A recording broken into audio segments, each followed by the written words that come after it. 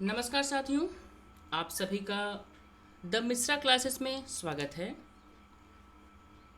आज हम झारखंड कर्मचारी चयन आयोग यानी कि जेएसएससी के द्वारा एक विज्ञापन निकाला गया है जिसका नाम है झारखंड क्षेत्रीय कार्यकर्ता प्रतियोगिता परीक्षा 2024। इसका विज्ञापन संख्या यदि हम देखें तो ये है 23/2024।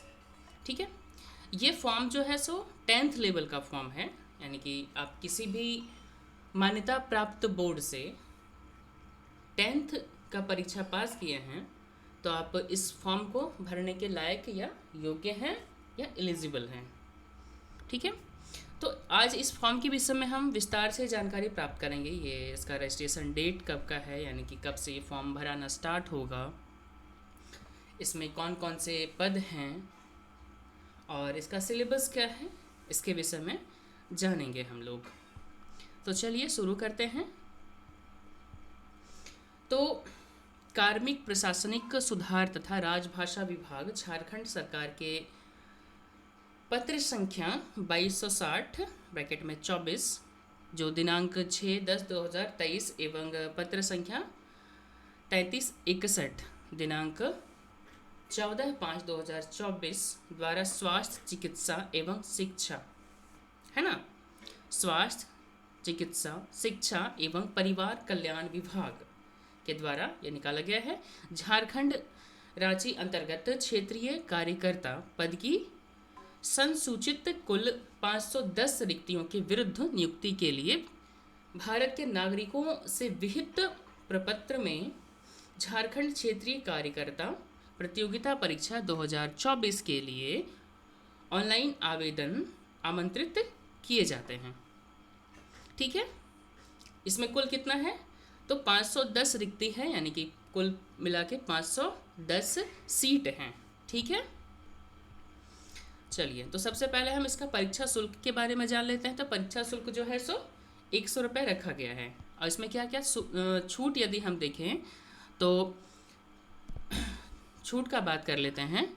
झारखंड राज्य के अनुसूचित जाति और अनुसूचित जनजाति के अभ्यर्थियों के लिए परीक्षा शुल्क 50 रुपये, यानी कि एससी और एसटी के लिए। ठीक है, कार्मिक प्रशासनिक सुधार तथा राजभाषा विभाग झारखंड राज्य के पत्रांक 8559 दिनांक 23/10/2019 के आलोक में झारखंड राज्य के 40% अथवा इससे अधिक निःशक्तता वाले दिव्यांग अभ्यर्थियों को परीक्षा शुल्क में छूट या अनुमान्य है, यानी कि वैसा विद्यार्थी जो किसी प्रकार का दिव्यांग है ना, डिसेबल है, तो और उसका जो डिसेबिलिटी है यानी कि दिव्यांगता जो कह सकते हैं हम, है ना, इसको पहले हम लोग विकलांग के नाम से जानते थे, तो वैसे विद्यार्थियों के लिए इसमें कंप्लीट जो है सो परीक्षा शुल्क में 100% छूट मिलता है। ठीक है, क्लियर है। परीक्षा शुल्क के बाद आगे हम लोग आते हैं एक एक करके किस किस कैटेगरी में कितना कितना आपका आता है, यानी कि सीट कैसा कैसा है, इसको हम लोग ज़रा देख लेते हैं। ठीक है, तो सबसे पहले पदनाम क्या है इसका, किस पद के लिए निकाला गया है, तो क्षेत्रीय कार्यकर्ता स्वास्थ्य चिकित्सा शिक्षा एवं परिवार कल्याण विभाग। ठीक है, ये आपका पदनाम हो गया, जिसमें से अनारक्षित यानी कि कह सकते हैं जो जनरल कैटेगरी में आता है उसमें कितना है तो 230 सीट इसमें आता है। ठीक है, जिसमें महिला लोगों के लिए 11 सीट आरक्षित है। ठीक है, उसके बाद अनुसूचित जनजाति यानी कि एसटी के लिए 133 है, अनुसूचित जाति यानी कि एससी के लिए 44 है, अत्यंत पिछड़ा वर्ग जिसको हम लोग BC 1 अनुसूची जो 1 में आता है BC 1 के लिए 45 है, और पिछड़ा वर्ग 2 जिसको हम लोग अनुसूचित जनजाति यानी कि BC 2 जो जिसमें आते हैं वो 7 है। साथ ही साथ जो आर्थिक रूप से कमजोर वर्ग यानी कि जिसको हम लोग EWS बोलते हैं वो उसमें कितना है 51 सीट है कुल मिला के। ठीक है, इसमें से आप महिलाओं का सीट अलग से देख सकते हैं इधर। ठीक है, जनरल में 11 है, अनुसूचित जनजाति यानी एसटी में 7 है, और एससी में 2 है, अत्यंत पिछड़ा वर्ग में 2 है ना। और आर्थिक रूप से कमज़ोर यानी कि ईडब्ल्यूएस के लिए कुल मिला के महिला लोग के लिए आरक्षण जो दिया गया है वो 3 सीट है। ठीक है, यदि आप खेल कूद कोटा से आते हैं तो उसमें आपको कुल मिला के 10 मिलेगा, है ना। अंधापन और कम दृष्टि में आपको 5 सीट मिलता है। बहरापन एवं श्रवण निशक्तता यानी कि जिसको सुनने में प्रॉब्लम होता है उसके लिए कितना है कुल मिला के, तो 5 सीट है ना। चलन शक्ति मतलब जिसमें चलन निशक्तता यानी कि चलने में प्रॉब्लम है, पैर में डैमेज है, तो उस हिसाब से उसको 5 सीट का आरक्षण अलग से मिलेगा। ठीक है, और किसी प्रकार का प्रॉब्लम है आपका बौद्धिक निशक्तता यानी कि दिमाग थोड़ा कमज़ोर है, तो वैसे विद्यार्थियों को 5 सीट अलग से आरक्षित किए गए हैं। ठीक है, चलिए कोई दिक्कत नहीं है यहाँ तक समझने में। आगे हम लोग बढ़ते हैं। यदि वेतनमान की बात करें, इसकी कितना हम लोगों को वेतन मिलेगा, तो इसका पद वही है क्षेत्रीय कार्यकर्ता पद, स्वास्थ्य चिकित्सा शिक्षा एवं परिवार कल्याण विभाग। ठीक है, जिसमें पे लेवल जो है वो 18,000 से 56,900 तक का है। ठीक है, क्लियर है। और न्यूनतम जो शैक्षणिक योग्यता मिनिमम जो क्वालिफिकेशन होना चाहिए क्या है, वो 10th पास होना चाहिए। ठीक है, मैट्रिक तथा ये मैट्रिक या 10वीं कक्षा जिसको हम लोग कहते हैं वो पास होना चाहिए। अभ्यर्थियों को आयोग में आवेदन प्राप्त होने की अंतिम तिथि तक मान्यता प्राप्त शैक्षणिक संस्थान से न्यूनतम मैट्रिक अथवा 10वीं कक्षा उत्तीर्ण होना अनिवार्य होगा। यानी कि इसका क्वालिफिकेशन क्या हो गया, तो 10th लेवल का हो गया। क्लियर है। चलिए अब जरा देख लेते हैं कि कैसे इसको नापेगा, है ना।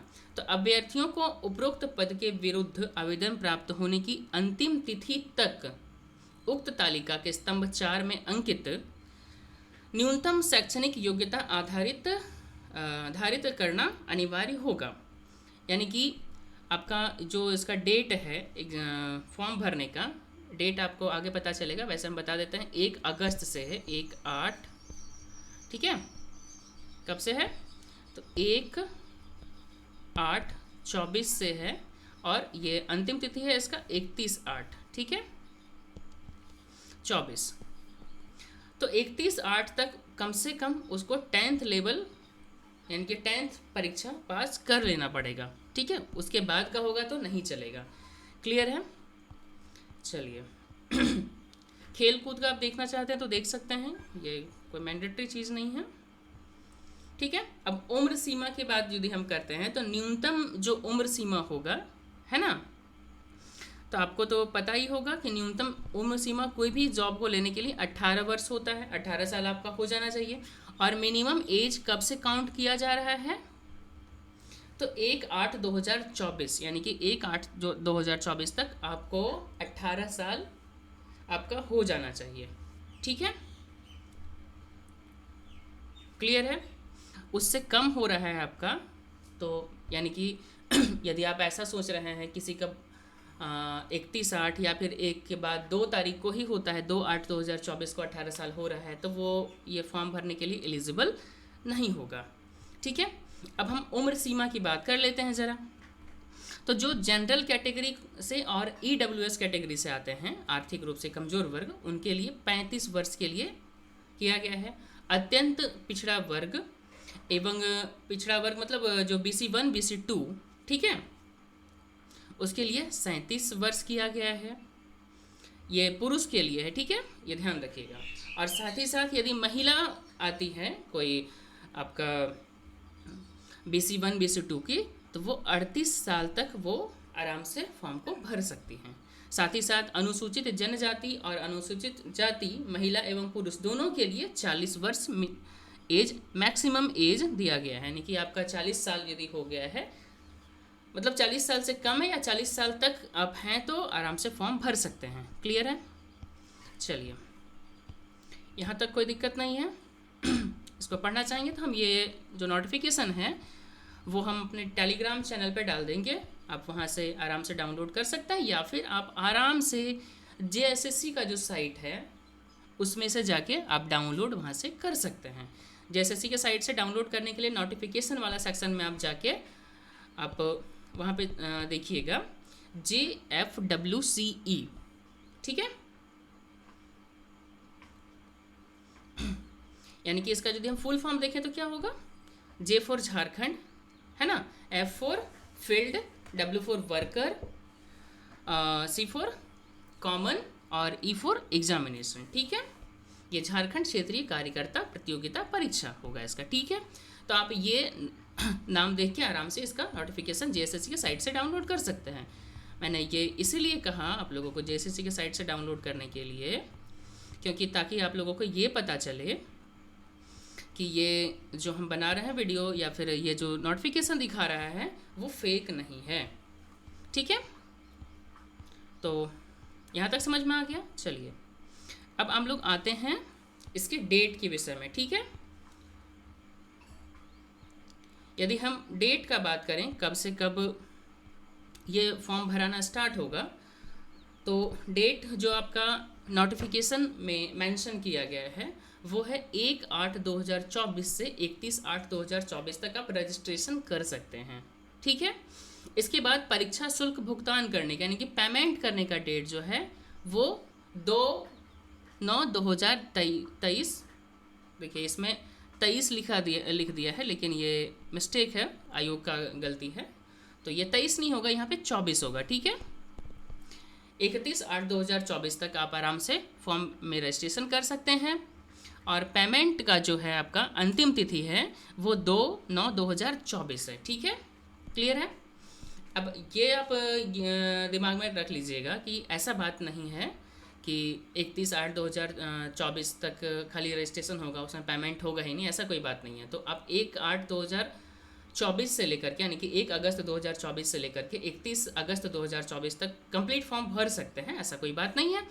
यदि अब कोई ऐसा विद्यार्थी है जो 31 तारीख को फॉर्म भरा है और आपको पता है कि अंतिम तिथि में यदि आप फॉर्म भरते हैं तो साइट स्लो हो जाता है, तो वैसे कंडीशन में क्या होता है कि वो पेमेंट नहीं कर पाते हैं या फिर किसी कारण से पेमेंट आपका नहीं हुआ है, तो पेमेंट आप लास्ट जो है सो 2/9 यानी कि 2 सितंबर तक आराम से आप कर सकते हैं।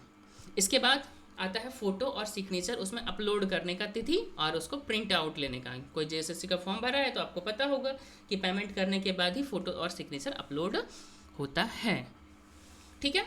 तो फ़ोटो सिग्नेचर अपलोड आप कब तक कर सकते हैं, तो 4 सितंबर 2024 तक, ठीक है। तब तक आप फ़ोटो सिग्नेचर आराम से अपलोड करके और प्रिंट आउट अपना ले सकते हैं, कोई दिक्कत नहीं है। इसके बाद क्या होगा कि मान लीजिए कि आप सारा फॉर्म भर दिए, अब फॉर्म में कोई गलती हो गया तो उसको कैसे सुधारिएगा, तो सुधार करने के लिए आपको एक्स्ट्रा 2 दिन मिलेगा और फॉर्म में किसी प्रकार का प्रॉब्लम है तो, ठीक है। तो वो डेट कब का है, तो आपका 6/9/2024 यानी कि 6 सितंबर 2024 से लेकर के 8 सितंबर 2024 तक आराम से आप फॉर्म को एडिट कर सकते हैं, कोई प्रॉब्लम नहीं है। चलिए यहाँ तक हो गया। अब कैसे फॉर्म भरना है तो अब नेक्स्ट वीडियो हम बना देंगे इसके लिए, कैसे फॉर्म भरना है। आप यदि फ़ोन से अपना भरना चाहते हैं तो फॉर्म से भी अपना फ़ोन से भी भर सकते हैं, और कोई साइबर कैफ़े है या फिर आपके पास कंप्यूटर है, लैपटॉप है तो और आसानी से भर सकते हैं। उसमें आपको प्रॉब्लम हो सकता है फ़ोटो और सिग्नेचर का साइज़ बनाने में, तो वो कैसे बनता है, ऑनलाइन भी उसका तरीका है, बहुत सारे वेबसाइट हैं। आप गूगल में बस फ़ोटो रिसाइजर लिख के सर्च करिएगा तो आपको दुनिया भर का वेबसाइट मिल जाएगा जो फ़ोटो रिसाइज करके देता है। या फिर आप फ़ोटोशॉप यूज़ करते हैं, आप कंप्यूटर यूज़र हैं, फ़ोटोशॉप का जानकारी आपको है तो उससे बहुत आसानी से हो जाता है। मैं दोनों बता दूंगा कहिएगा तो, है ना। आप लोगों को यदि प्रॉब्लम होता है फ़ोटोशॉप में करने में तो आप बता सकते हैं, कोई दिक्कत नहीं है, उसके लिए आपको बता दिया जाएगा। चलिए अब आते हैं हम लोग परीक्षा किस प्रकार से होगा, ठीक है। मुख्य परीक्षा का स्वरूप कैसा होगा यानी कि एग्ज़ाम किस टाइप से होगा उसके बारे में जानते हैं हम लोग, ठीक है। तो सबसे पहला परीक्षा का स्वरूप किस प्रकार से होगा ये देखते हैं। परीक्षा एक चरण यानी कि मुख्य परीक्षा में ली जाएगी, जैसे कि जेएसएससी सीजीएल का कैसे होता है, एक ही दिन में 3 परीक्षा ले लिया जाता है, एग्जैक्ट वैसे ही इसमें भी होगा। एक ही दिन में आपसे 3 पेपर का परीक्षा ले लिया जाएगा, ठीक है। उसी में प्री मेन दोनों आपका मेंशन रहेगा। ठीक है, तो परीक्षा में सभी प्रश्न जो हैं सो वस्तुनिष्ठ एवं बहुवैकल्पिक उत्तर युक्त होंगे, यानी कि जो आपका एग्जामिनेशन का जो टाइप होगा वो कैसा होगा, OMR सीट में लिया जाएगा और एक क्वेश्चन का 4 ऑप्शन दिया जाएगा। आप आपको जौन सा भी ऑप्शन जो है सो समझ में आ रहा है ये सही होगा तो आप OMR सीट में उसमें काला करने वाला हिसाब किताब है, तो ये समझने में कोई दिक्कत नहीं है। और इसमें क्या है ये ध्यान दीजिए, एक क्वेश्चन को आप सही करते हैं तो आपको 3 नंबर देगा और एक यदि गलत हो जाता है तो उसमें 1 नंबर काट लेगा, यानी कि नेगेटिव मार्किंग इसमें है। ठीक है, ये JPSC के तरह नेगेटिव मार्किंग, जैसे JPSC का फॉर्म में क्या होता है कि नेगेटिव मार्किंग उसमें नहीं होता है, लेकिन इसमें है। एक क्वेश्चन को आप सही करते हैं, क्वेश्चन 1 को आप सही कर लेते हैं तो इसमें आपको मिल जाएगा 3 नंबर, और एक क्वेश्चन गलती से आपका गलत हो जाता है, ठीक है, तो इसमें आपका आयोग काट लेगा आपसे 1 नंबर। ठीक है, कोई प्रॉब्लम नहीं है। चलिए अब हम लोग मुख्य परीक्षा के विषय में बात कर लेते हैं। तो मुख्य परीक्षा कैसा होगा, मुख्य परीक्षा के लिए 3 पत्र होंगे, 3 पेपर लिया जाएगा। ठीक है, यह 3 पालियों में ली जाएगी। प्रत्येक प्रश्न पत्र का जो आपका समय अवधि होगा, यानी कि एक पेपर को जो आप लिखिएगा उसके लिए आपको 2 घंटे का समय मिलेगा। अब इसमें क्या क्या है आपको ज़रा बताते हैं। ठीक है, तो सबसे पहला पेपर जो होगा आपका भाषा ज्ञान का होगा, ठीक है, लैंग्वेज का, जिसमें आपसे हिंदी और अंग्रेजी दोनों का ही क्वेश्चन पूछा जाएगा। ठीक है, हिंदी से 80 प्रश्न आएंगे और अंग्रेजी से 40 प्रश्न होंगे, कुल मिला के कितना 120 क्वेश्चन इसमें आएगा आपका। ठीक है, जिसके लिए 2 घंटा आपको समय मिलेगा। और ये क्या है, भाषा ज्ञान जो है, यानी कि पहला पेपर जो है वो क्वालिफाइंग पेपर होगा। क्या होगा, क्वालिफाइंग पेपर होगा। इसमें कितना कि दोनों मिला के आपको 30% नंबर लाना है। ठीक है, यानी कि कुल मिला के यदि आप देखें तो 120 का 30% कितना हो जाएगा, यदि हम 30% निकालें 120 का तो करीब करीब ये आपका 36 आता है ना, 36, यानी कि आप 36 क्वेश्चन को सही कर लेते हैं, 36 क्वेश्चन को आप सही कर लेते हैं 120 में से, तो आप इसमें क्वालिफाई कर जाइएगा। अब एक जो 36 क्वेश्चन सॉल्व करने का यानी कि सही करने का जो शर्त है वो कैसा है, कुछ इस प्रकार से है। इसमें हिंदी में आपका कितना है, 80 प्रश्न है ना, तो आप केवल हिंदी में भी 36 ला सकते हैं, या फिर केवल आपको इंग्लिश आपका अच्छा है तो 40 प्रश्न हैं तो आराम से उसमें आप ये ला सकते हैं, और दोनों मिला के भी 36 क्वेश्चन लाया जा सकता है। तो इसमें कोई खास दिमाग लगाने का ज़रूरत आपको नहीं है। ठीक है, आराम से कर सकते हैं।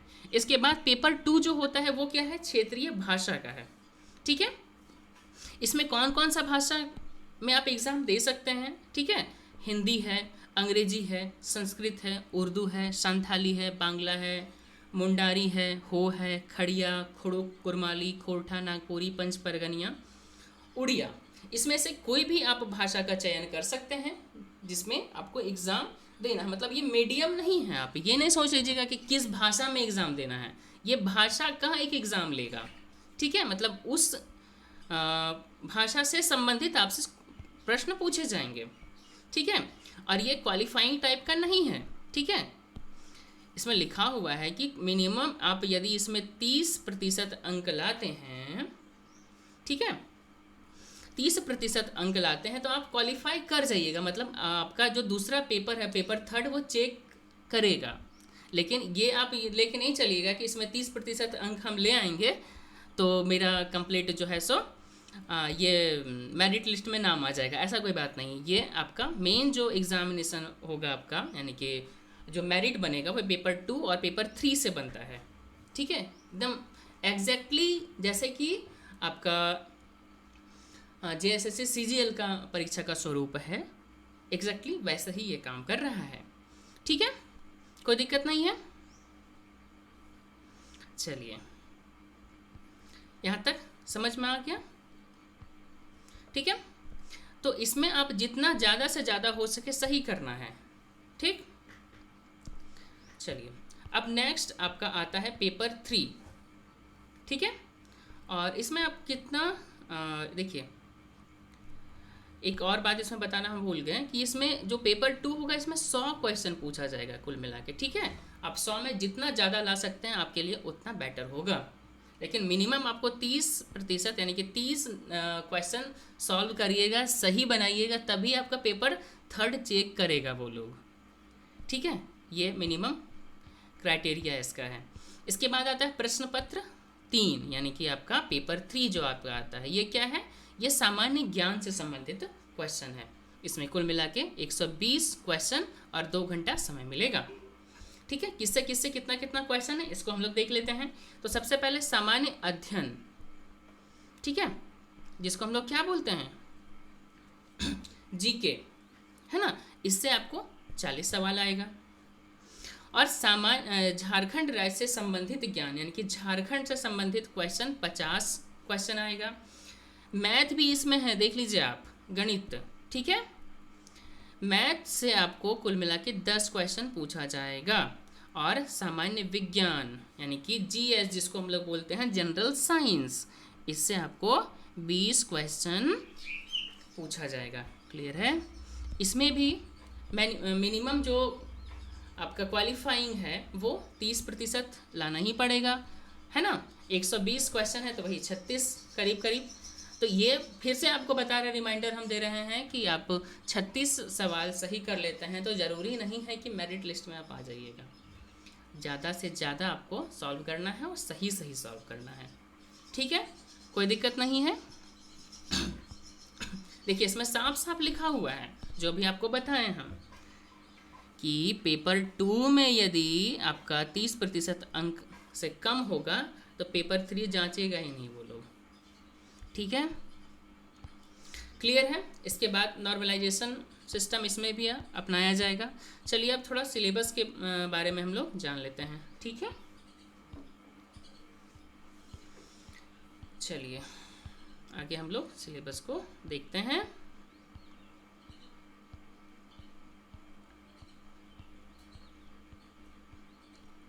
चलिए तो सबसे पहले हम लोग भाषा ज्ञान का सिलेबस देख लेते हैं, है ना, जो जिसमें हिंदी और अंग्रेजी था। तो हिंदी अनुच्छेद के आधारित इसके ऊपर आपसे 20 प्रश्न आएंगे। इसमें से पैसेज ये सब आता है ना, आप लोग दिए होंगे एग्जाम तो आराम से पता होगा, ठीक है।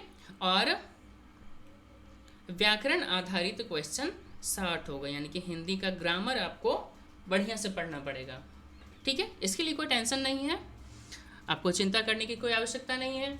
अलग से मैं इसी चैनल पे द मिश्रा क्लासेस पे ही ये हिंदी ग्रामर और जो इसका भाषा पेपर है हिंदी का, हम आराम से ये क्लास आएगा। इसमें आप चाहे तो यहाँ से भी आराम से पढ़ सकते हैं और बहुत अच्छे ढंग से एकदम, मतलब ऐसा इसमें पढ़ाया जा रहा है, हम खुद ऐसे पढ़ाते हैं कि जैसे कि कोई छोटा बच्चा हो, है ना।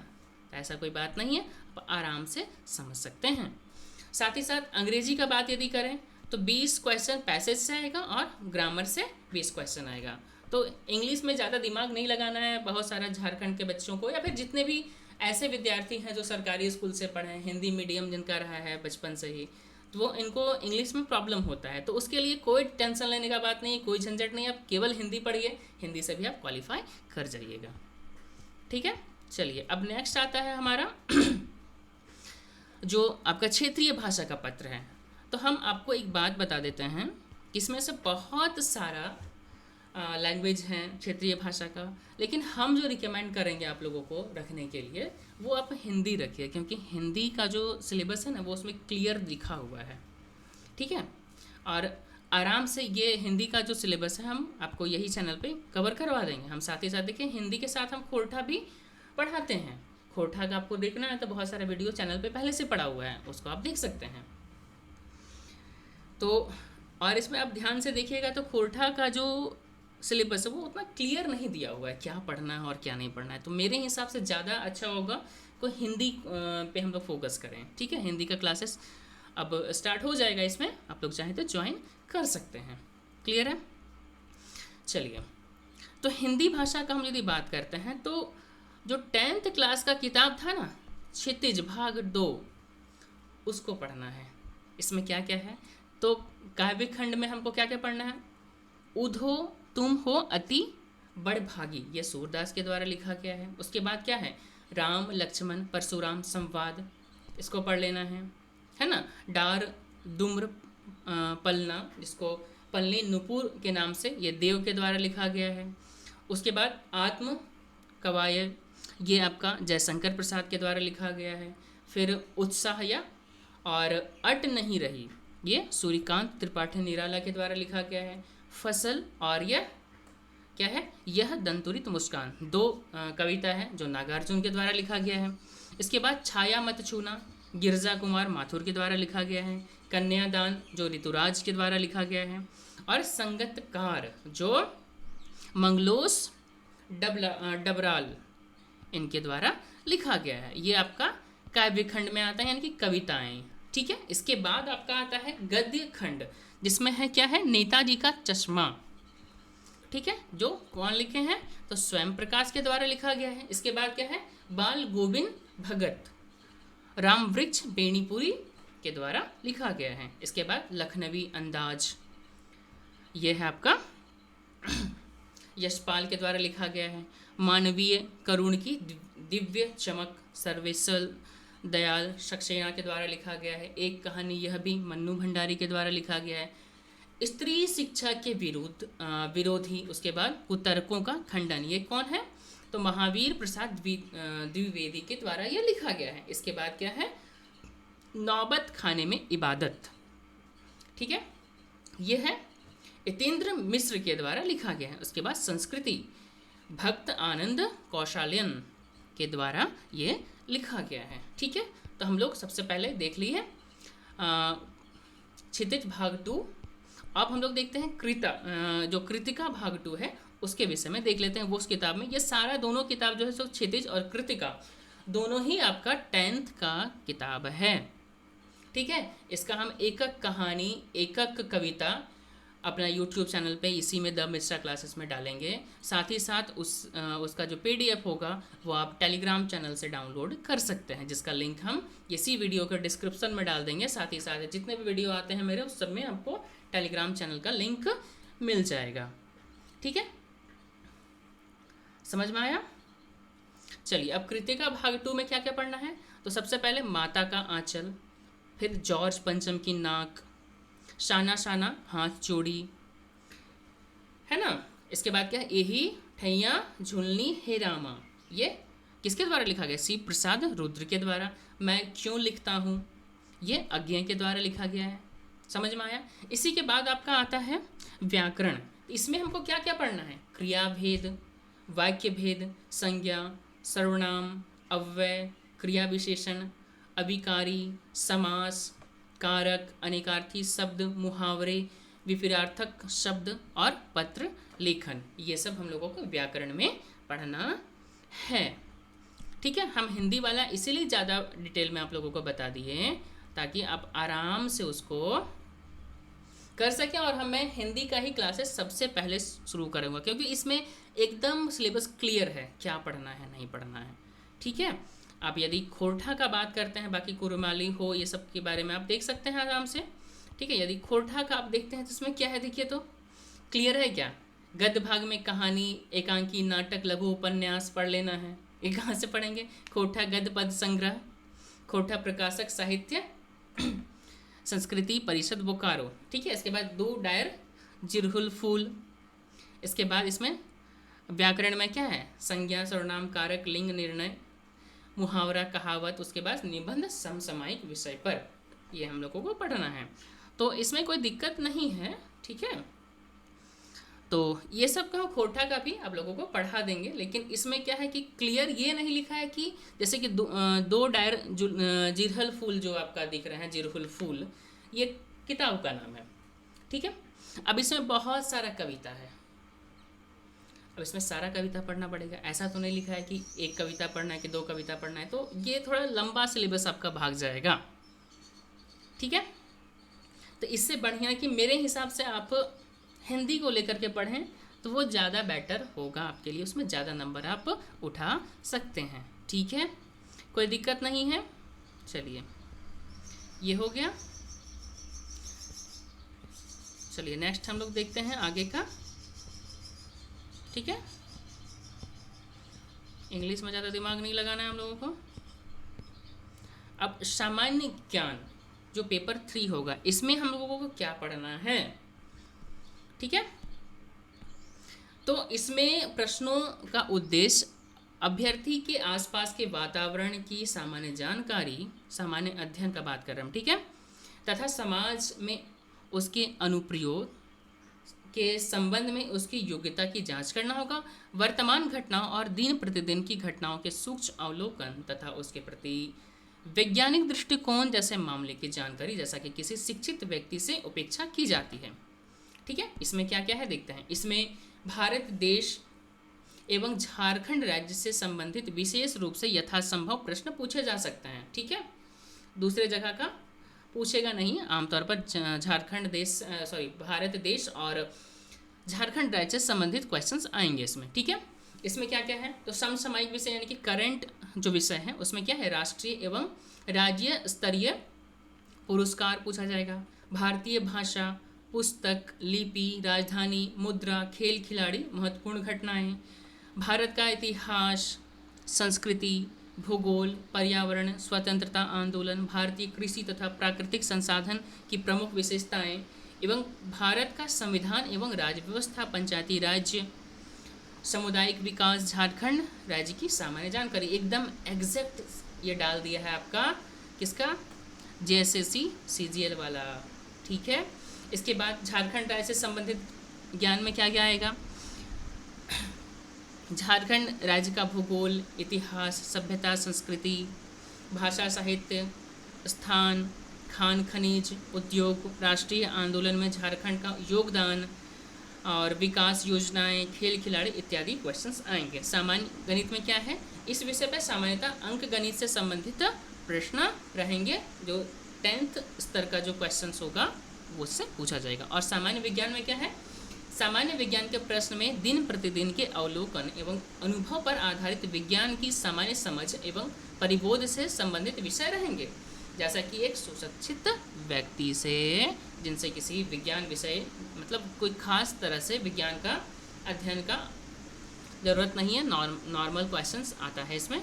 तो जो भी है ये सारा आप लोगों को पढ़ाया जाएगा द मिस्टर क्लासेस में। आप चाहें तो क्लास को ज्वाइन कर सकते हैं।